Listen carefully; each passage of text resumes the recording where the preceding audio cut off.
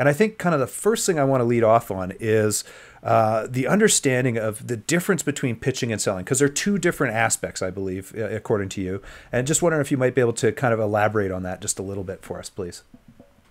Yeah, I can. I think it's important that people kind of know where I came from. Sure. So I've been in the capital raising business for about 12 years. So every day I wake up and I go, hey, I have a project and it needs to find financing, right? And so in essence, I sell one of the most difficult things, which is concepts. I have no physical product.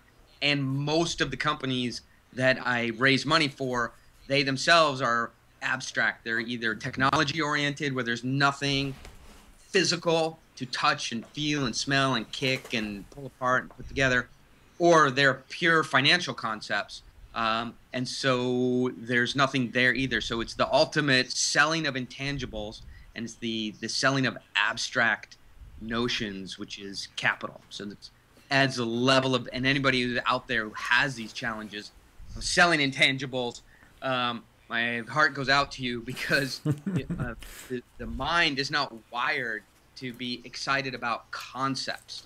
It's like things. If we see a Ferrari or a watch or a beautiful house or a boat or a woman or a Star Wars, those are all things that are compelling in the moment. Abstract financial concepts are the most difficult thing to break through to somebody else's mind and create a compelling selling environment around. So, yeah, in the last couple of years, I've raised a couple $100 million. I mean, that sounds incredibly exciting at some level, but there's guys at Goldman Sachs who will raise that next week. So, to put it in perspective, the difference is Goldman Sachs has 8,000 employees and a national brand, and I did all of this on my own or with one partner. So it's a pretty big number. And the other thing is I didn't do it in $100 million chunks. We did it, sometimes 500,000, $1 million, $2 million at a time. So it's a lot of capital raising experience. So what I learned, over the time is that selling and pitching are two completely distinct skill sets. There is a little bit of overlap, but I'll tell you in my mind that in selling, you are building a relationship. And I actually don't do a ton of selling. What I'm forced into is pitching. Pitching is, licking the bullet, laying in the weeds, putting the wind clicker, waiting to have one pull on the trigger before everybody, wakes up and they know there's a shooter, right? You get one bullet, maybe two.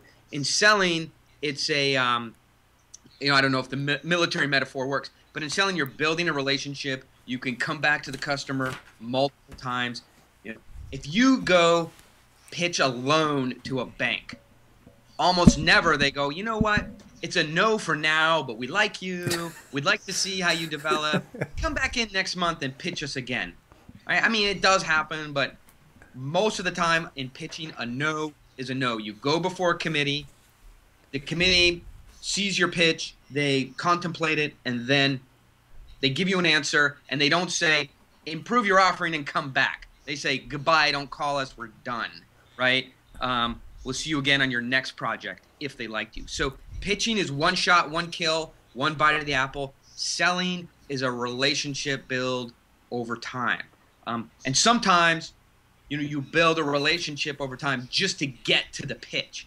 But pitching is, I guess in selling, if you really get the meeting with the CEO and you've worked up the food chain, that can be the pitch part of selling. The CEO is going to make the ultimate determination, and then you're go or no go. So it's really when you're faced with those go, no go decisions that you have to put a lot of concentration into what you're saying in a short period of time, because you're getting that ultimate decision.